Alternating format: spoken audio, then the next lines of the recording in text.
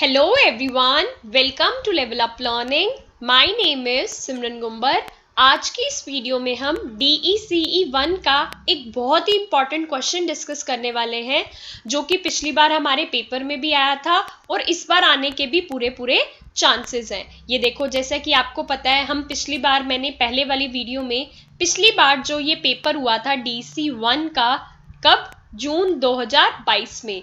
जून 2022 का ये जो पेपर है उसके क्वेश्चन पेपर को मैं आपको सॉल्व करवा रही हूँ ताकि आपको पता चल जाए कि आपका पेपर किस हिसाब से आता है, कैसे क्वेश्चंस आते हैं और कैसे आपको उनके आंसर्स को लिखना है. ठीक है, देखो, अब पहले वाली वीडियो में ये जो फर्स्ट क्वेश्चन था मैंने आपको प्रॉपर डिटेल में एक्सप्लेन कर दिया था. पूरा 20 मार्क्स का ए और बी पार्ट था और प्रश्न नंबर 1 अनिवार्य था, कंपल्सरी था. तो ये मैंने आपको डिटेल में समझा दिया था कि आपको कैसे लिखना है. अगर किसी ने अभी तक वो वीडियो नहीं देखी तो हमारे लेवल अप लर्निंग को सर्च करना, यूट्यूब पे हमारा चैनल आ जाएगा, उसके प्लेलिस्ट सेक्शन में जाना, वहाँ पर DECE 1, DECE 2, DECE 3 तीनों की इंग्लिश मीडियम की अलग, हिंदी मीडियम की अलग प्लेलिस्ट मिलेगी. वहाँ पर DECE 1 की जब आप प्लेलिस्ट खोलोगे तो आपको ये क्वेश्चन मिल जाएगा. कोई भी ऐसा बच्चा नहीं होना चाहिए जो इस क्वेश्चन को समझ कर ना जाए, पढ़ कर ना जाए. ठीक है जी, इस क्वेश्चन को तो हम पहले कर चुके हैं. आज बात करते हैं दूसरे क्वेश्चन की, सेकंड क्वेश्चन. ठीक है जी, दूसरा क्वेश्चन क्या कहता है? अब देखो, 10 + 10 दो चीजें इसमें पूछी हुई थी तो 20 मार्क्स का क्वेश्चन है. 20 मार्क्स का क्वेश्चन है तो आपको कम से कम 18 या फिर 18.5 जरूर लेकर आने हैं. ठीक है, अब क्या होता है, आपका ये जो पेपर होता है ना, थ्योरी क्वेश्चंस में कभी 20 में से 20 नहीं मिलते. तो अगर आपने बेस्ट आंसर लिखा है तो आपको 18.5 या 18 मिल जाएंगे. तो इस हिसाब से आपको क्वेश्चन को अटेंड करना है. उदाहरण सहित विकास की पूर्व संक्रियात्मक अवस्था यानी कि शालापूर्व वर्ष के दौरान बच्चे की विचार शक्ति की किन्हीं दो विशेषताओं का वर्णन कीजिए. दो विशेषताएं बतानी थी. 20 मार्क्स का क्वेश्चन है, हर एक विशेषता के 10 मार्क्स होंगे. ठीक है जी, अब हमारे एक बहुत ही फेमस साइकोलॉजिस्ट थे जीन पियाजे जी, जिन्होंने क्या कहा था? संज्ञानात्मक विकास की 4 अवस्थाएं दी थी, जो मैं अभी आपको आंसर में दिखाने वाली हूँ. ठीक है जी, ये देख लो, ये आपका पास्ट ईयर का क्वेश्चन पेपर है जिसे मैं सॉल्व करवा रही हूँ. ठीक है, अब इसका प्रॉपर आंसर देख लो. यहाँ पर आ गए, यहाँ पे मैंने वही क्वेश्चन लिखा हुआ है, उदाहरण सहित विकास की पूर्व सक्रियात्मक अवस्था यानी कि शालापूर्व वर्ष के दौरान बच्चे की विचार शक्ति की किन्हीं दो विशेषताओं का वर्णन कीजिए. इससे पहले मैं आपका एक बेसिक्स क्लियर करती हूँ. बेसिक्स कैसे क्लियर करती हूँ? देखो, एक ना बहुत ही फेमस साइकोलॉजिस्ट थे पियाजे जी. पियाजे ने संज्ञानात्मक विकास को 4 भागों में बांटा है, जो कि इस प्रकार है. पहला है संवेदी प्रेरक अवस्था 0 से लेके 2 इयर्स तक. पूर्व संक्रियात्मक अवस्था 2 से लेके 7 साल तक, जिसकी अवस्था की स्टेजेस के बारे में, मतलब इसकी क्वालिटीज के बारे में हमसे पूछा गया है. फिर आ जाती है स्थूल मूर्त सक्रियात्मक अवस्था 7 वर्ष से लेके 11 वर्ष तक. औपचारिक अमूर्त सक्रियात्मक अवस्था 11 वर्ष से ज्यादा. ये 4 अवस्थाएं हैं. अगर आप अपने आंसर के स्टार्टिंग में ये सबसे पहले लिखना चाहो तो लिख सकते हो. ये एक बेसिक्स आपका स्ट्रॉन्ग करा रहा है. आ जाओ, अपना आंसर कैसे स्टार्ट करोगे देख लो जी. 20 मार्क्स का क्वेश्चन है, इस हिसाब से लिखकर आना है कि 18.5 या 18 तो मिल ही जाए. 20 मार्क्स फुल नहीं मिलते बड़े बच्चों को थ्योरी के क्वेश्चंस में, तो 18.5 लेकर आने हैं. कैसे लेकर आओगे देख लो. ठीक है जी, एक बार इसको हम हटा देते हैं. ठीक है, अब अपना आंसर की तरफ देख लो. आंसर क्या कहता है? उत्तर: पूर्व संक्रियात्मक अवस्था. पूर्व संक्रियात्मक अवस्था 2 पार्ट्स में आपने डिवाइड कर दी कि इन 2 विचार शक्ति के बारे में हम बताएंगे, 2 विशेषताओं के बारे में. पहली, प्रतीकात्मक विचार शक्ति और फैंटेसी. प्रतीकात्मक विचार शक्ति और फैंटेसी, ये पहला हो गया. जीवत रोपण, ये दूसरा हो गया. हमने एक छोटा सा फ्लो चार्ट बना दिया ताकि हमारे आंसर की क्वालिटी थोड़ी सी बेटर लगे और लगे प्रॉपर डिजाइन, हमने प्रॉपर वे में अटेंड करा है. ठीक है जी, अब आ जाओ फर्स्ट उस पे. फर्स्ट, प्रतीकात्मक विचार शक्ति और फैंटेसी।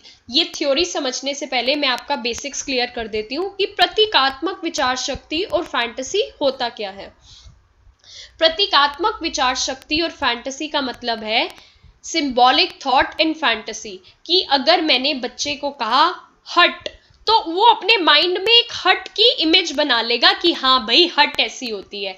मैंने बच्चे को कहा ट्री, पेड़, तो बच्चा अपने माइंड में इमेजिन कर सकता है कि पेड़ ऐसा होता है। ठीक है, सूर्य, तो वो ऐसे इमेजिन कर लेगा कि सूर्य ऐसे होता है। अब ये जो बच्चा किसी चीज, पेड़ उसके सामने नहीं है लेकिन इमेजिन कर लिया, सूर्य उसके सामने नहीं है लेकिन उसने इमेजिन कर लिया, तो इस चीज को कहते हैं प्रतीकात्मक विचार शक्ति और फैंटेसी, मतलब बच्चा अपनी मनगढ़ंत कहानियां बना रहा है। तो इस अवस्था में ये जो अवस्था हमसे ऊपर पूछी गई है, यहां पर देखो, यहां पर क्या था, हमारा क्वेश्चन था ये। ठीक है जी, ये हमारा क्वेश्चन था क्या, कि पूर्व सक्रियात्मक अवस्था, पूर्व सक्रियात्मक अवस्था की दो विशेषताएं बताओ, तो उसके अंदर ये बच्चों की प्रतीकात्मक विचार शक्ति और फैंटेसी होती है। पहला पॉइंट कैसे लिखा, अब ये जो थ्योरी है ना, बस 2 बार कम से कम इस वीडियो को देख लेना, तुम्हारे माइंड में फिट कर जाएगी और पेपर में अगर ऐसा क्वेश्चन आता है तो आप इजीली आंसर लिख पाओगे।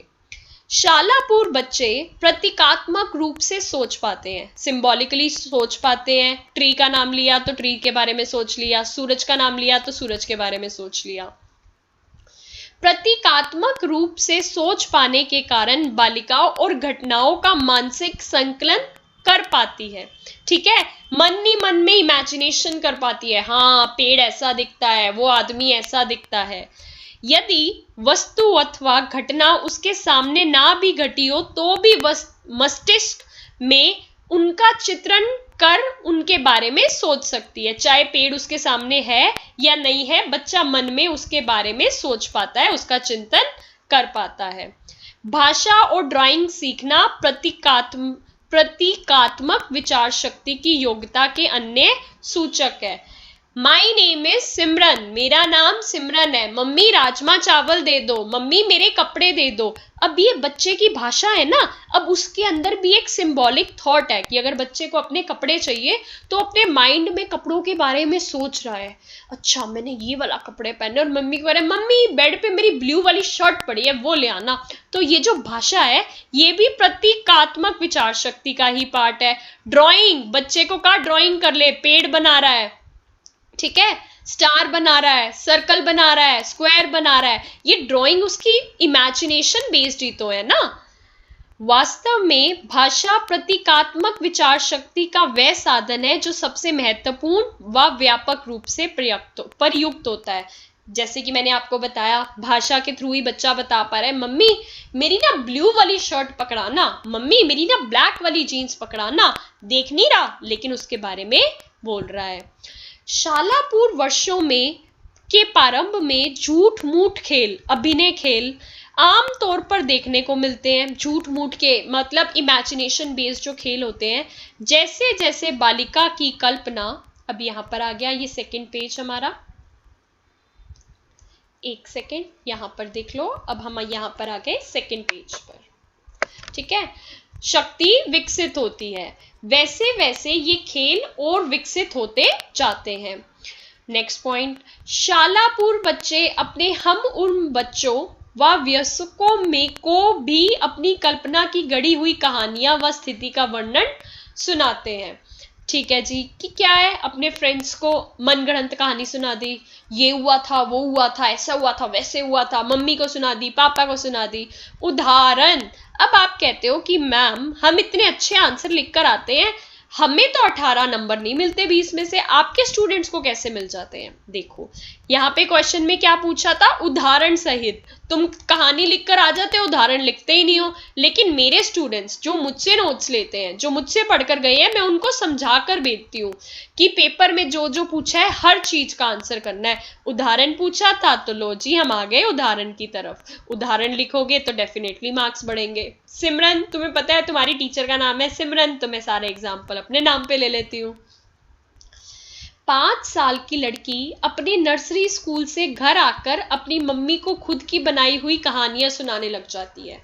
अब ये एग्जाम्पल पढ़कर ना मुझे अपनी बात याद आ जाती है कि मेरी मम्मा कहती हैं कि जब तू स्कूल से आती थी ना, हाय राम, इतनी कहानियां सुनाती थी कि हम थक जाते थे और हम सोचते थे कि ये ना बहुत शरारती बच्ची है जो इतनी सारी मनगढ़ंत कहानियां बताती रहती है।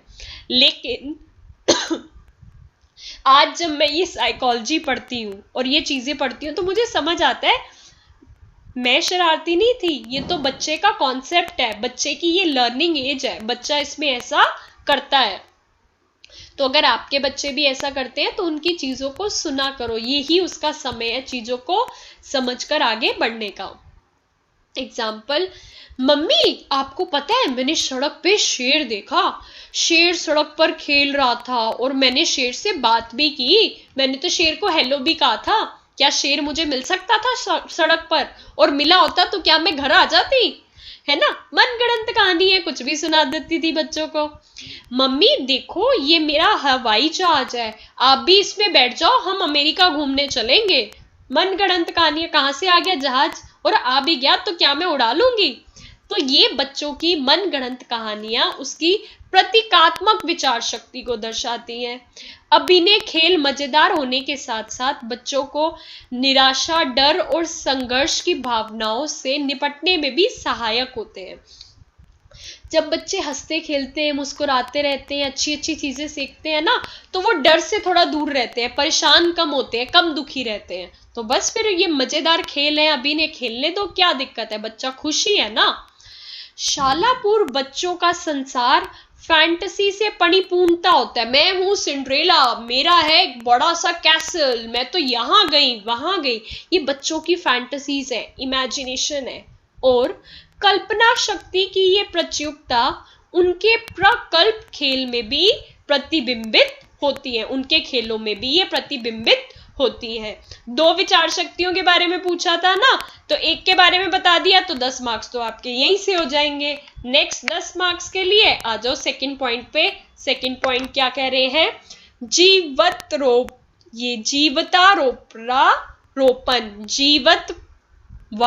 जीवत्वारोपण।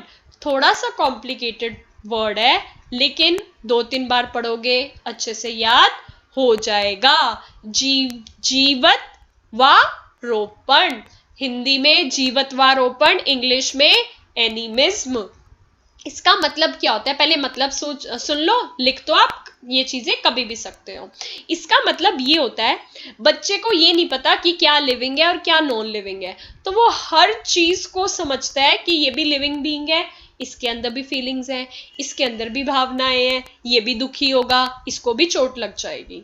जैसे कि टेबल को मार दिया तो टेबल रोने लग जाएगा, टेडी बियर को लग गई तो वो रोने लग जाएगा। ये बच्चों की थिंकिंग है।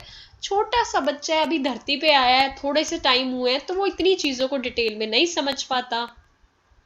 अब हमने इसको एक्सप्लेन कर दिया। जीवत्वारोपण यह विश्वास है कि सभी चीजें सजीव होती हैं और इनमें भी हमारी तरह विचार और भावनाएं होती हैं। जब बच्चे अपने चारों तरफ की चीजों को सजीव मानता है तो वह जीवत्वाद की अवस्था में होता है। जब बच्चा अपने आसपास जितनी चीजें हैं, पेन है, पेंसिल है, नोटबुक है, फोन है, टीवी है, सबको सजीव मानता है, तो ये जीववाद की अवस्था में होता है। इस अवस्था में बच्चे निर्जीव वस्तुओं को भी सजीव मानते हैं। इस सिचुएशन में, इस अवस्था में बच्चे नॉन लिविंग थिंग्स को भी लिविंग थिंग्स मानते हैं।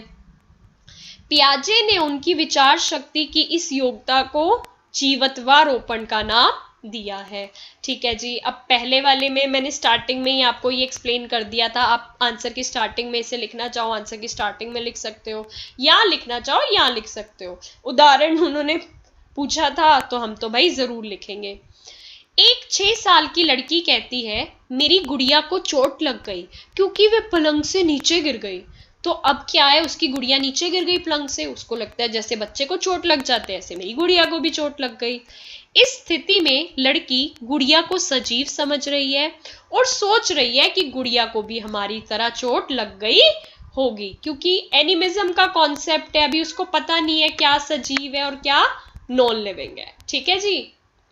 सेकंड एग्जाम्पल, एक 4 साल का लड़का कहता है मैं अलमारी को मारूंगा और अलमारी को दर्द होगा, क्योंकि अलमारी ने मुझसे चोट लग गई और मुझे दर्द हो रहा है। कह रहा है मुझे ना अलमारी से चोट लग गई है तो मुझे दर्द हो रहा है, मैं भी मारूंगा तो अलमारी को भी दर्द होगा। अलमारी को जैसे हम कहते नहीं है चोट लग गई बच्चे के, हम अलमारी को ऐसे थप्पड़ मारते हैं, चल अलमारी तूने मेरे भाई को मारा, तूने मेरे बच्चे को मारा, बच्चा खुश हो जाता है कि इसको भी चोट लग गई। ठीक है, तो बच्चा वही कर रहा है। इस स्थिति में लड़का अलमारी को सजीव समझ रहा है, लिविंग समझ रहा है और सोच रहा है अलमारी को मारने पर अलमारी को दर्द होगा। ठीक है जी। बालिका के लिए चांद और बादल सजीव हैं क्योंकि वे हिलते और गतिशील हैं।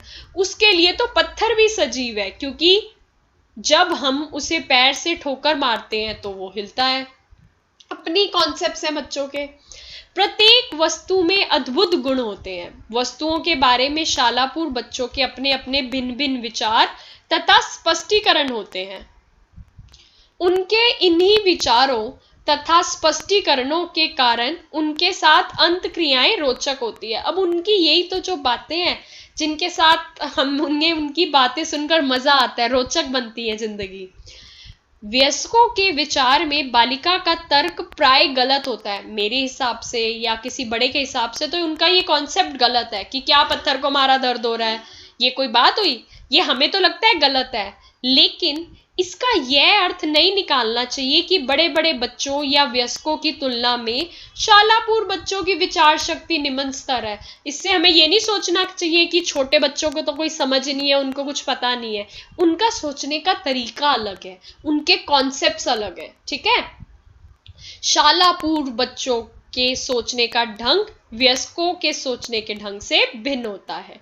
ठीक है जी। जब आप ऐसे आंसर लिख कर आओगे तो 20 में से कितने लेकर आओगे? 18.5 या फिर 20 में से 18 ऐसे नंबर लेकर आओगे तो डेफिनेटली टॉप कर जाओगे। ठीक है। अब इसके साथ साथ अगर आपको डीईसी के किसी भी ईयर का सॉल्व असाइनमेंट चाहिए हो, चाहे हिंदी मीडियम हो या इंग्लिश मीडियम हो, सॉल्व प्रोजेक्ट चाहिए हो विद डिफरेंट एक्टिविटीज, हमारे बच्चों के प्रोजेक्ट में 95 प्लस मार्क्स आए हैं, 98 आए हैं, 90 तो बहुत ही बच्चों के आए हैं, या फिर एग्जाम्स की तैयारी के लिए इंपॉर्टेंट क्वेश्चन आंसर्स की पीडीएफ चाहिए हो लेटेस्ट वाली, ठीक है जी, या फिर मेरा एग्जाम प्रिपरेशन कोर्स चाहिए हो जो कि आपको डेफिनेटली 85 प्लस मार्क्स स्कोर करवाने में मदद करेगा, मेरी क्लासेस मिलेंगी, पीडीएफ मिलेंगी, लाइव रिविजनरी क्लासेस मिलेंगी और आपके सारे डाउट्स क्लियर करे जाएंगे। ठीक है जी। इसके साथ साथ अगर आप फ्री की कुछ वीडियोस देखना चाहते हो तो हमारे लेवल अप लर्निंग के चैनल पे प्लेलिस्ट बनी हुई है, डीसी 1, 2, 3 हिंदी अलग इंग्लिश अलग। उन प्लेलिस्ट के अंदर मैंने कुछ इंपॉर्टेंट कॉन्सेप्ट्स की वीडियोस डाली हुई हैं, वो देख लेना। काफ़ी तैयारी उसी हद से उसी वीडियोस से हो जाएगी। आई होप आपकी तैयारी अच्छी चल रही होगी।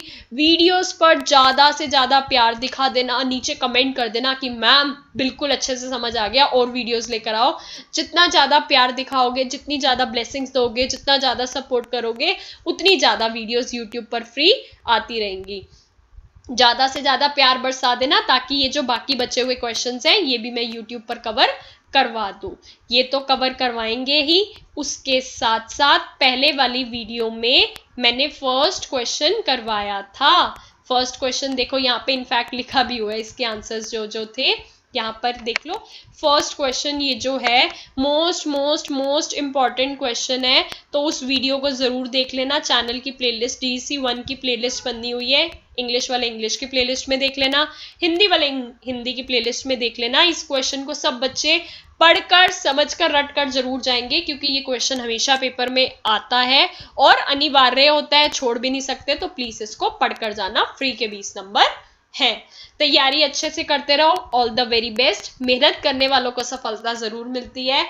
मेरे बच्चे जिस हिसाब से तैयारी कर रहे हैं सारे के सारे टॉपर्स हमारे ही आएंगे, आते रहे हैं। इस कोर्स की लेगेसी है, तुम्हारी सिमरन मैम के ही सारे टॉपर्स निकलते हैं, आगे भी हम ऐसे ही टॉपर्स लाते रहेंगे। बस अपना प्यार और सपोर्ट बनाए रखना। Thank you.